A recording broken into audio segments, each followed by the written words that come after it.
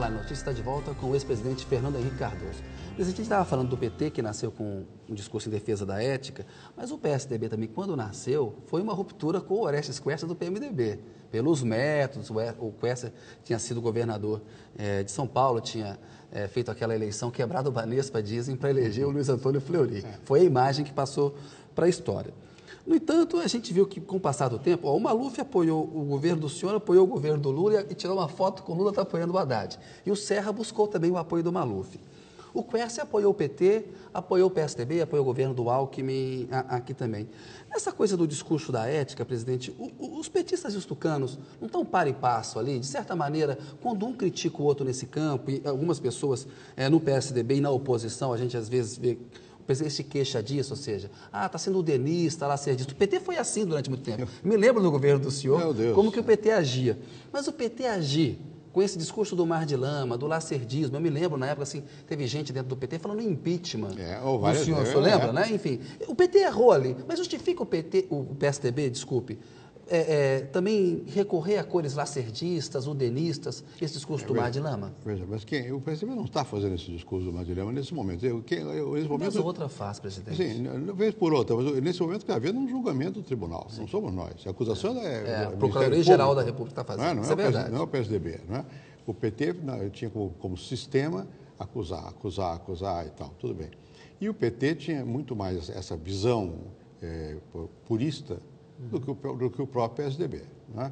Então, choca muito mais o que o PT, que viveu proclamando que ele era puro, que os outros eram impuros, agora está nessa confusão, nessa geleia geral aí. Eu não estou dizendo isso para absolver os outros partidos de responsabilidade. Eu acho até mais. Eu acho que no Brasil nós temos que dar um basta nessas questões. Por isso que eu digo, é só caixa 2. Não pode. Tem que dar um jeito nessa coisa, porque está ficando tudo muito desmoralizado. Não é?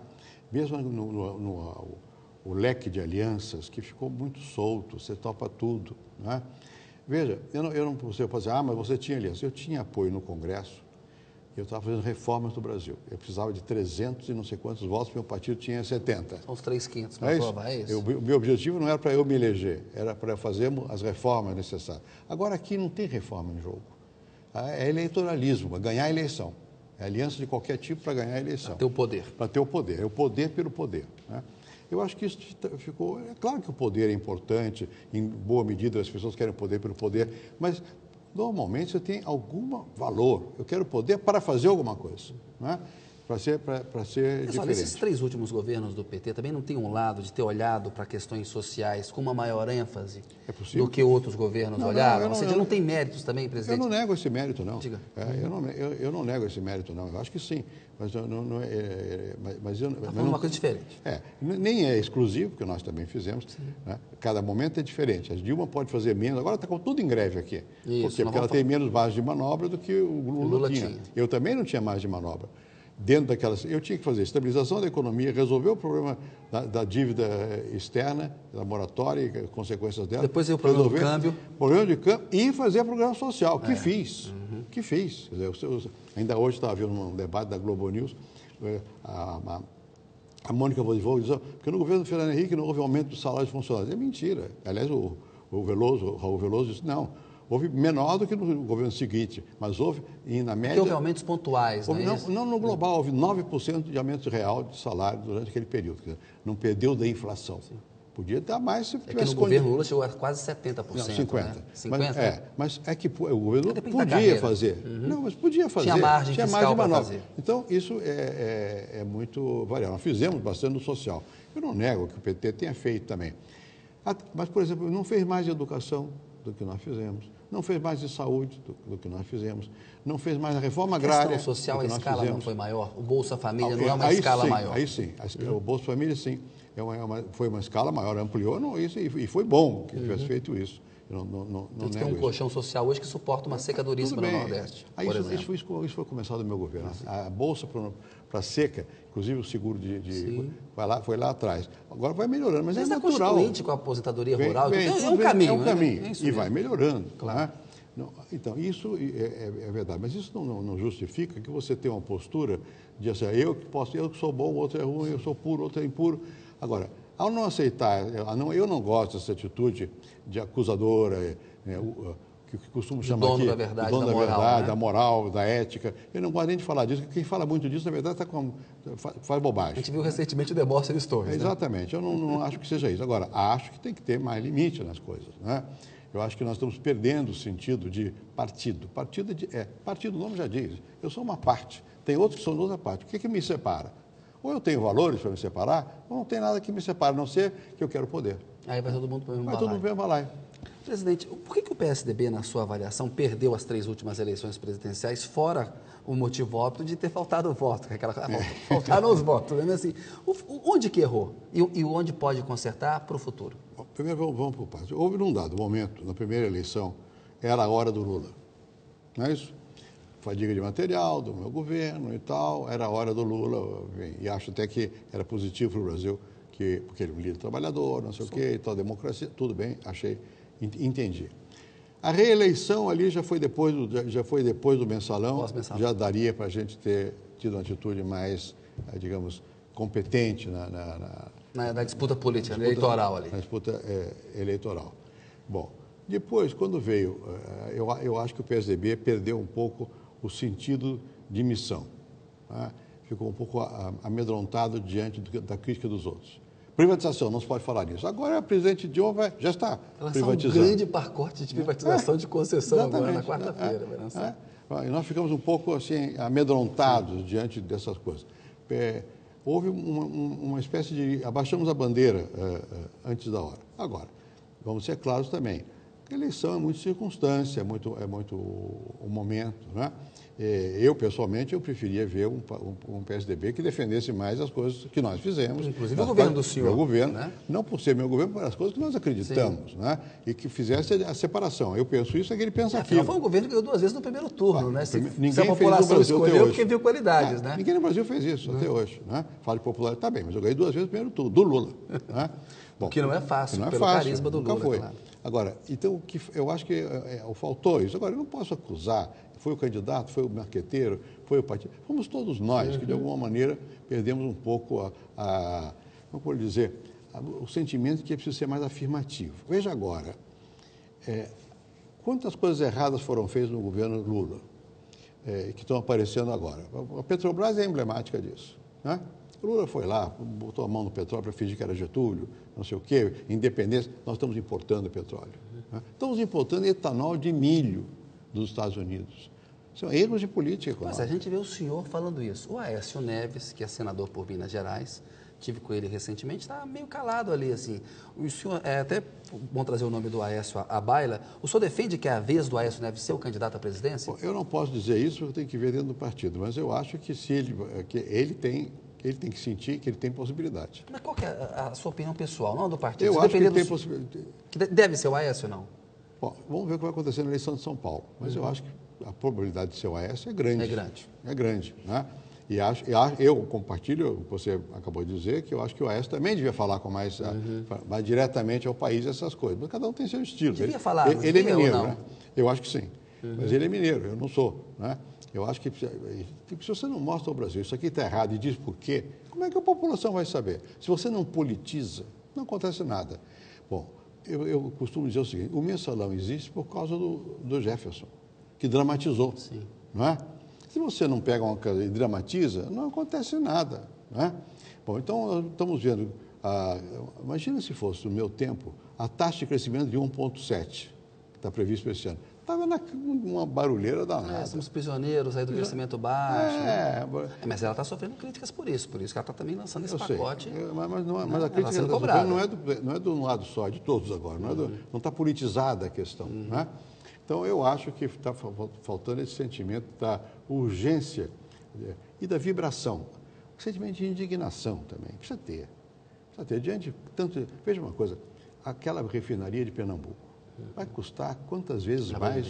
Não é possível. São erros muito grandes para ser erro. Tem mais do que erro, é grave. Né? Enfim. Então, o PSDB devia estar apontando isso com mais firmeza, na sua opinião? Eu acho. Então, todo mundo diz, o próprio Lula diz isso, é a mídia que faz a oposição. Acaba sendo. Porque a mídia não é que ela faça oposição, ela diz as coisas. E como nós não temos sido capazes de pegar aquilo com mais energia, né? e defender bandeiras, que senão você não vai, a coisa não vai. Mesmo no que diz a política externa, aí nós teremos a oportunidade de Vamos falar. O senhor falou aí, vai depender do resultado da eleição em São Paulo. Você acha que se o Serra ganhar a eleição em São Paulo, ele é um potencial candidato a presidente? Continua na lista? É difícil. Eu acho que ele tem dito que não. Diz que não. Eu não acredito, porque eu espero que ele ganhe, acho que ele ganhe. Mas aí ele tem compromisso com a cidade de São Paulo. Né? Presidente, um pouquinho de fofoca política aqui. Tem uma fofoca no PSDB de que teve um estremecimento na relação pessoal do senhor com o Serra, porque o senhor andou dando umas entrevistas muito simpáticas aí ao Aécio Neves. Teve isso mesmo ou não? Não foi que foi simpático. Eu dei uma entrevista no Economist, onde eu dizia, que você me perguntou agora, se era a vez do Aécio. Como não foi lida na íntegra a entrevista, eu dizia, a moça, a repórter... A Economist foi mais competente do que eu e arrancou do senhor que era. Ela arrancou, como é que é? Isso é óbvio, é uma coisa assim, uma obviedade. Né? Eu não sei quem era a bola da vez, qualquer coisa assim. E eu disse, eu não sei se o Serra, porque eu sempre coloquei o Serra como possível, vai achar ou entender que o momento não é o dele ou do outro. Se ele achar, é fácil. Se ele não achar, ele vai disputar. Mas isso foi lido como se fosse que eu já tivesse me inclinado pelo Aécio, não sei o que lá. A leitura no PSDB é toda de que o senhor se inclinou e que a maioria do partido se inclinou pelo Aécio, né? A maioria do partido se inclinou pelo Aécio, sim, agora. Né?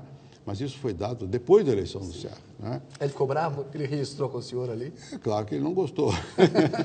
Mas isso não quer dizer que... Eu acho o Serra uma pessoa fora de série. Não tem, ontem eu disse isso para uma pessoa próxima a ele, porque é o que eu penso. Não tem ninguém no Brasil mais preparado que o Serra para ser presidente da República. Não tem. Ele tem uma mente analítica poderosíssima, ele é duro, o Brasil precisa de uma pessoa dura. Essa era e é a minha opinião. Agora, política, não adianta você dizer, eu acho isso. É que é momento. Né? Por que não deu certo o projeto presidencial dele até agora? Possivelmente porque ele não conseguiu transmitir uma mensagem que sensibilizasse... Humanizasse mesmo. Que puxasse o sentimento das pessoas e entusiasmasse. Né? Ele continua tendo as qualidades que ele tem. Né? E vai ser presidente alguma vez na vida? Sei lá. Agora, acho que se ele for eleito prefeito, não. Até porque se eu dissesse que... Aí ele vai ser prefeito. E se eu dissesse que sim, eu estava atrapalhando a eleição dele aqui. Ele não pode, ele sabe disso. Né? Tem que ficar lá. Presidente, qual que é a sua impressão sobre o futuro político do governador de Pernambuco, o Eduardo Campos, que é presidente do PSB e tem sido apontado aí como uma liderança que pode despontar, eventualmente pode ser candidato em 2014, ele vai ter a ousadia de romper uma aliança tradicional que o PSB tem com o PT desde 94. Qual que é a sua avaliação, presidente? Eu acho difícil que ele rompa, porque ele cresceu neste campo de aliados, ele tem uma relação muito próxima com o Lula, ele deve ao Lula, né? Verdade que mais ao Lula do que a presidente Dilma, mas eu acho difícil que ele tome uma decisão dessa natureza, né? Mas ele certamente está despontando como um líder competente, né? E sabe Deus o que vai acontecer. Né? E pode ser que ele aspire à vice-presidência, aí dá problema com o PMDB. Né? Política é assim, né? E se ele não for o vice, pode ser que ele fique magoado, aí dá espaço para conversar. Tem muita coisa assim. Mas eu acho que ele, sem dúvida alguma, aparece como uma nova geração aí. Agora me perguntaram sobre a nova geração. Ah, não tem ninguém? Tem o Aécio, tem o Geraldo Alckmin, não estamos falando do Geraldo aqui, porque eu estou partindo do suposto que para ele é mais fácil... e tem direito a concorrer a uma reeleição, uma reeleição, em 2014. Né, que não o desqualifica para o futuro, mas também sabe Deus. Né? Tem o Beto Richa, que é governo do Paraná. Tem o governador de Pernambuco. Né? Então, dizer que não há gente nova aqui não é verdade. Né? O problema é que não são as pessoas só isoladas, é o sistema político que leva todo mundo a ficar numa espécie de pântano. Aí eu queria voltar um pouquinho no PSDB, essa coisa do sistema político, ou a coisa no PSDB. Muita gente entre os tucanos, eles dizem que há uma baixa afinidade entre o Serra, o Aécio e o Alckmin. Por exemplo, o senhor e o Covas, né? Teve um momento em que o Covas talvez quisesse ele ter voltado a ser candidato a presidente, mas assim, a gente sentia entre o senhor, o Covas, o Montoro, havia uma afinidade maior, pessoal, o Tasso, do que parece haver entre esses três líderes aí, o Aécio, o Geraldo Alckmin e o Serra. Isso não coloca em risco o PSDB a partir de 2014, a tal divisão tucana impedir uma vitória num projeto presidencial? Coloca. Eu acho que é preciso que esses três e outros mais tenham uma visão mais grandiosa de entender que, em certos momentos, ele tem que se unir, seja quem venha a ser, tem que jogar junto, porque senão afunda, né? Mas por que nós tínhamos uma visão de outro tipo? O Mário podia ser presidente da República, né? E queria ser presidente da República. Tinha as credenciais para tanto, e né? queria ser presidente da República. Ele não apoiou a reeleição caladamente. Não fez campanha porque ele tinha sentimento de solidariedade, né? E porque ele também talvez percebesse que era mais fácil a minha reeleição do que a eleição dele. Bom, eu vou dizer aqui uma coisa que eu nunca disse de público. O Mário não queria ser candidato à reeleição em São Paulo, porque ele era contra o princípio. Eu vim a São Paulo, sozinho, era presidente da República, vamos jantar com ele, conversamos no de Mário. Você tem que ser, porque se você não for, nós vamos perder a eleição. Agora, eu vou te dizer uma coisa, se eu, no final do meu mandato, meu candidato, a sucessão é você. Eu não estava fazendo um pacto propriamente, era meu sentimento, né? Depois ele adoeceu, mas você estava falando o que eu sentia ali, o que eu sentia, e eu chamei o Mário, quando chegou mais próximo do fim do meu governo, né? E ele aí me disse que estava doente, né? E isso foi, em parte, é o que aconteceu com o PSDB, porque o natural seria que o Mário fosse o líder do PSDB eu terminando o meu mandato, né? Antes até o natural que ele tivesse sido o presidente, mas enfim, a história... Ele concorreu uma vez antes. A história muda, fiquei eu, né? Mas era natural que fosse o Mário. O Mário tinha uma autoridade sobre o partido, né, que permitiria agregar ao partido. O problema é que, digamos, esses outros líderes que você mencionou e outros mais, são importantes, são líderes, mas uns não querem aceitar a predominância do outro. É isso. Né? O Serra fica bravo, falando, puxa, o Aécio não podia ser meu vice, eu teria tido mais chance. E teria. Eu acho que o Aécio errou. Eu acho isso. Eu acho que o Aécio podia, num dado momento, se ele tivesse topado, mudava o jogo político, né? Acho que talvez não ganhasse, mas a chance seria bem maior. Seria maior, né? E dava o sentido de partido, né? Como eu acho, sou da velha guarda, eu acho que partido devia ser uma coisa assim, que dê coesão, que você tenha os valores. No nosso tempo, você mencionou o Mário, o Montoro, o Tasso, o Richa, né? O Scalco. O Scalco. Mas nós viemos de uma luta, o Pimenta, nós viemos de uma luta contra a ditadura. Nós tínhamos uma coisa muito forte que nos unia, valores, né? E que aquilo foi criando entre nós um ambiente de camaradagem, né? E de respeito mútuo, né? Num dado momento tinha um chefe indiscutível, que era o Ulisses, ninguém ia disputar. Exato. O Tancredo poderia, como acabou fazendo isso, mas os outros não, e nós aceitávamos. Havia uma hierarquia natural, né? O Montoro, eu certamente aceitaria a liderança do Montoro, né? Porque ele era o líder. Então, agora, é uma coisa do estabelecimento da escadinha, não é? Agora, às vezes você cai do degrau, e quando cai do degrau, não deve atrapalhar que o outro continue a caminhar, deve deixar que avance. Mas isso é idealismo da minha parte, né? Mas eu acho que é uma responsabilidade histórica dos líderes do PSDB de se unirem. Sobretudo desses três aí. Eu acho que é responsabilidade histórica. E eu acho que o Tasso pensa isso também, eu penso isso também, e é provável que eles também concordem em tese com isso. É preciso que na prática isso aconteça, né? Porque, veja, também o PT não tem muitas sucessões. Né? Quem sucederá a Dilma? Está muito aberto isso. É muito aberto. Você não tem lideranças.